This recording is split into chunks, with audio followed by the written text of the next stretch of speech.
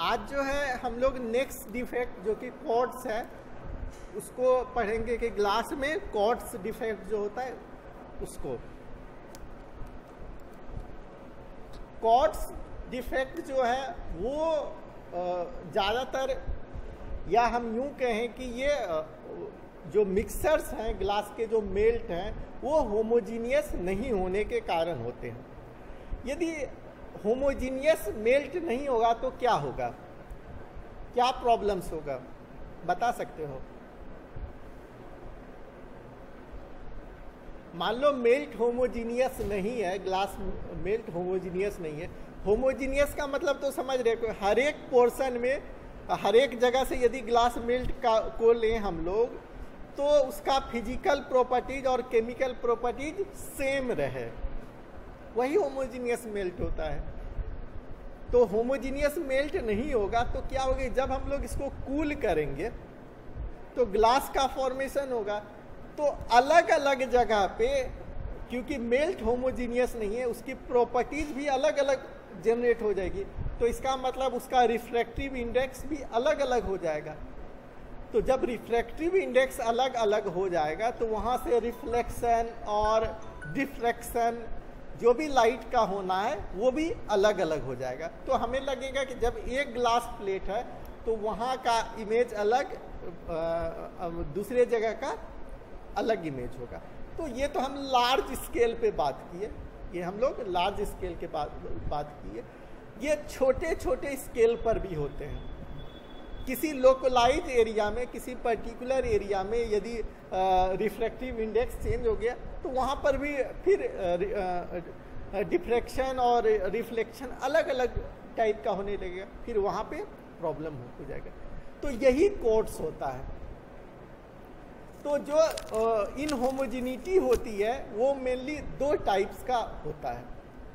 जो क्वार्ट्स होते हैं वो मेनली दो टाइप्स के होते हैं, एक कंपोजिशन ऑफ क्वार्ट्स और एक होता है गैदरिंग ऑफ क्वार्ट्स।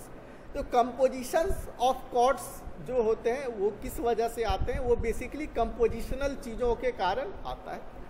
तो कंपोजिशन ऑफ क्वार्ट्स क्या होता है कि यदि ग्लास बैच का मिक्सिंग जो है वो अच्छा नहीं होगा, मान लो प्रॉपर नहीं होगा ग्लास बैच जो हम लोग बनाए हैं, तो क्या होगा, किसी पर्टिकुलर एरिया में, किसी पर्टिकुलर लोकेशन में वहाँ का जो है कंसंट्रेशन अलग हो जाएगा, वो मेल्ट करेगा और वहाँ का कंसंट्रेशन अलग हो जाएगा। जब अलग हो जाएगा कंसंट्रेशन तो उस ग्लास को जब हम लोग सॉलिडिफाई करेंगे तो क्या होगा कि वहाँ का रिफ्रैक्टिव इंडेक्स भी अलग हो जाएगा। पूरे जो ग्लास बॉडी का रिफ्रैक्टिव इंडेक्स 1 होना चाहिए, मान लो 1.52 होना चाहिए, तो वहाँ का किसी कारणवश 1.4 हो गया किसी पर्टिकुलर एरिया का। तो रिफ्रैक्टिव इंडेक्स चेंज होने से तो सारा जो ग्लास हमें जैसा प्रोडक्ट अचीव होना चाहिए, जैसा प्रोडक्ट हमारा डिज़ायर था, वो मिल नहीं पाया। तो ये चीज़ें जो है कंपोजिशन के कारण क्वार्ट्स ये इफेक्ट होता है। और अब ये बात कर रहे हैं कि जो कंपोजिशनल क्वार्ट्स होते हैं वो अकर्स क्यों होते हैं। ये इसके रीजन जो है ये हैं कि पहला तो रीजन है कि जब न्यू टैंक फर्नेस होता है तो वहाँ पर जो ब्रिक्स होते हैं न्यू लगाए जाते हैं, तो वहाँ पर फर्स्ट टाइम क्योंकि फर्स्ट टाइम वहाँ पे ग्लास मेल्ट कांटेक्ट में आता है, तो यदि रेपिड कोरोजन होगा, ब्रिक्स का रेपिड कोरोजन होगा, जो रिफ्रैक्टिव ब्लॉक्स का रेपिड कोरोजन होगा, तो वो ब्लॉक्स के जो टूटे हुए पार्ट्स हैं वो भी ग्लास मेल्ट में आके मिलेंगे और लोकलाइज रिफ्रैक्टिव इंडेक्स को चेंज कर देंगे।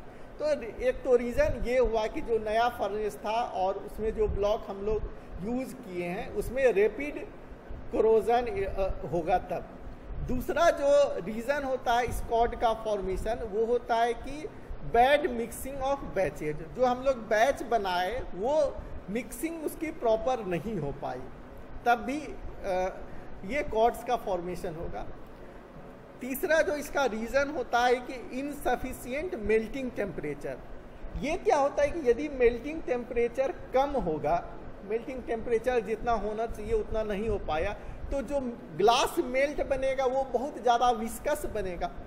तो विस्कस बनेगा बहुत ज़्यादा ग्लास मेल्ट, तो आपस में जो मिक्सिंग होना चाहिए, सेल्फ मिक्सिंग, मेल्ट बनता है तो सेल्फ मिक्सिंग भी होते रहती है, तो वो मिक्सिंग हो नहीं पाता है क्योंकि जो मेल्ट है वो काफ़ी ज़्यादा विस्कस है, तो इसलिए इनहोमोजिनिटी क्रिएट हो जाता है। इस इनहोमोजिनिटी के कारण कोड्स का फॉर्मेशन होता है। नेक्स्ट जो रीज़न है कोड्स के, कंपोजिशनल कोड्स के फॉर्मेशन का, वो होता है कि यदि किसी ग्लास बैच में हम लोग एल्युमिना कंटेंट बहुत ज़्यादा बढ़ा दिए हैं, तो एल्युमिना क्या करता है कि ग्लास मेल्ट को वो बहुत ज़्यादा विस्कस बनाता है। बहुत ज़्यादा विस्कस होने के कारण जो है इनहोमोजेनिटी क्रिएट होता है। तो ये कुछ रीजंस थे जिसके की कारण कॉर्ड्स का फॉर्मेशन होता है, और इसी के टेक केयर हम लोग रखेंगे, इसी को सुधार के रखेंगे तो हम लोग इसके रिमेडीज को तक जा सकते हैं। हम लोग बैच मिक्सिंग ठीक से करेंगे, बैच में एल्युमिना कंटेंट कम करेंगे, साथ ही साथ जो मेल्टिंग टेम्परेचर है उसको एज मच एज पॉसिबल रखेंगे, हाई रखेंगे, तो हम लोग कॉर्ड्स को प्रिवेंट कर सकते हैं। नेक्स्ट है गैदरिंग ऑफ कॉर्ड्स। ये जो कॉर्ड्स का फॉर्मेशन होता है ये ग्लास मेल्ट के अनइक्वल कूलिंग से होता है। जब ग्लास मेल्ट को हम लोग सडन कूल करते हैं और इसको हम लोग वर्किंग टेम्परेचर तक ले जाते हैं, तो क्या होता है कि मान लो कि हम लोग कूल किए किसी पर्टिकुलर टाइम में 10 डिग्री सेंटीग्रेड पर मिनट से कूल किए, किसी पर्टिकुलर टाइम में 30 डिग्री सेंटीग्रेड पर कूल किए, तो कोई पर्टिकुलर पोर्शन जो है वो मेल्ट होगा, सॉलिडिफाई होगा, और दूसरा जो पोर्शन जो है सडन सॉलिडिफाई होने के कारण एक बीच में उसके इंटरफेस पर डिफेक्ट क्रिएट हो जाएगा। क्या उसके इंटरफेस पर डिफेक्ट क्रिएट हो जाएगा, क्योंकि कुछ पोर्शन तो सॉलिडिफाई हो चुका था, कुछ पोर्शन अभी सॉलिडिफाई नहीं हो पाया था, तो वो जो इंटरफेस है, इंटरफेस पर डिफेक्ट पैदा हो जाता है। तो इसीलिए हमें जब जो भी कूलिंग करनी होती है, एक यूनिफॉर्म कूलिंग करनी होती है थ्रू आउट द सिस्टम। तो इस यूनिफॉर्म कूलिंग के कारण जो है गैदरिंग नहीं हो पाएगा, कॉर्ड्स का गैदरिंग नहीं हो पाएगा। तो कॉर्ड्स का गैदरिंग में क्या होता है कि इसके सरफेस के ऊपर जो ग्लास सरफेस बनाते हैं हम लोग, उस पर बहुत सारे फाइन और पैरेलल लाइंस फॉर्म कर जाता है।